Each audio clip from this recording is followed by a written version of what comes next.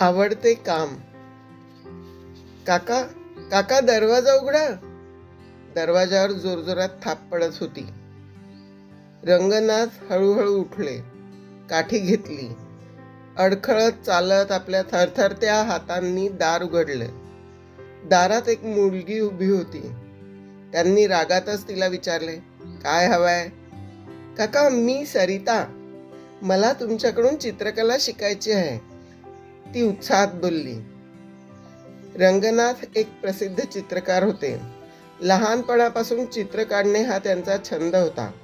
त्यांच्या आई वडिलांनी त्यांचा हा गुण ओळखला, त्यांना योग्य शिक्षण दिले आणि छंद हा त्यांचा व्यवसाय झाला. त्यांना खूप नाव मिळाले. त्यांच्या चित्रांची मोठी मोठी प्रदर्शनं भरायला लागली. त्यांचं एक एक चित्र लाखो रुपयांना विकलं जायचं. पण आता तो भूतकाळ झाला होता. म्हातारपणाने जर्जर झालेले रंगनाथ आता घरात एकटेच राहत. त्यांना आता काही जमत नव्हते. चित्र काढायला ब्रश हातात घेतला की हात थरथर कापायचे. निराश होऊन ते चित्र काढणं थांबवायचे.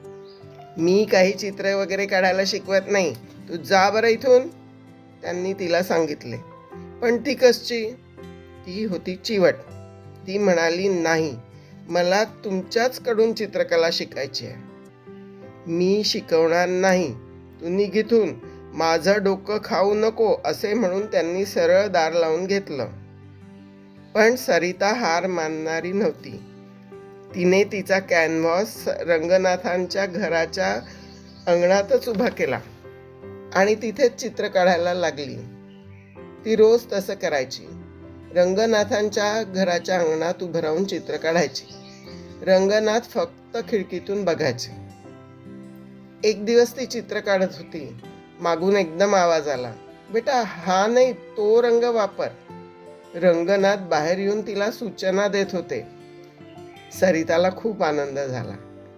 असेच काही दिवस गेले. रंगनाथ आता थोडे उत्साही दिसत होते. सरिताला चित्र काढायला शिकवत होते आणि तो दिवस उजाडला. त्यांनी आपला कॅनव्हास सरिताच्या कॅनव्हास शेजारी उभा केला.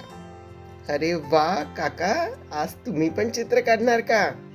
सरिताने आश्चर्याने विचारले. हो बेटा, प्रयत्न करतो, असे म्हणून त्यांनी रंगात ब्रश बुडवला आणि एक सरळ रेषा काढण्याचा प्रयत्न केला. पण त्यांच्या थरथरत्या हाताने ती नागमोडीच येत होती. त्यांनी दुसरी काढली, तिसरी काढली, पण सगळ्या रेषा तशाच येत होत्या. रंगनाथ हताश झाले. ब्रश ठेवून खाली बसणार तोच सरिता खुशीत ओरडली, अय्या काका, किती सुंदर काढलं ते चित्र. हे हे आणि सुंदर? रंगनाथ चिडून म्हणाले. हो, या रेषा बघून असं वाटतंय वाऱ्याची एखादी झुळूक येते आहे. रंगनाथांनी चित्राकडे बघितलं. अरे खरंच की, पण मला तर सरळ रेषा काढायच्या होत्या. काका, तुम्ही जग जसे दिसते तसे रेखाटण्याचा प्रयत्न करू नका. तुम्हाला जे जमेल ते काढा. तुम्ही फक्त स्वतःच्या आनंदासाठी चित्र काढा, मग बघा ते किती सुंदर दिसेल. हो, तुझं म्हणणं बरोबर आहे, असं म्हणून रंगनाथ त्यांच्या थरथरत्या हाताने चित्र काढायला लागले. त्या दिवसापासून त्यांच्यात एक नवा उत्साह संचारू लागला. मनातली मरगळ, नैराश्य सगळं दूर पळून गेलं. ते रोज चित्र काढायला लागले आणि आश्चर्य म्हणजे ते चित्र पण खूप सुंदर दिसायचे. चित्र काढणे हे रंगनाथांचे आवडते काम होते.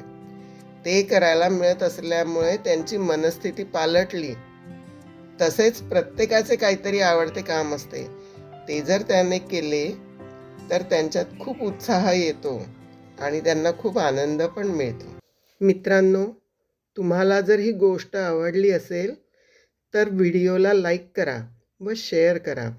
आणि अशाच आणखी गोष्टी ऐकायच्या असतील तर चॅनेलला सबस्क्राईब करा. धन्यवाद.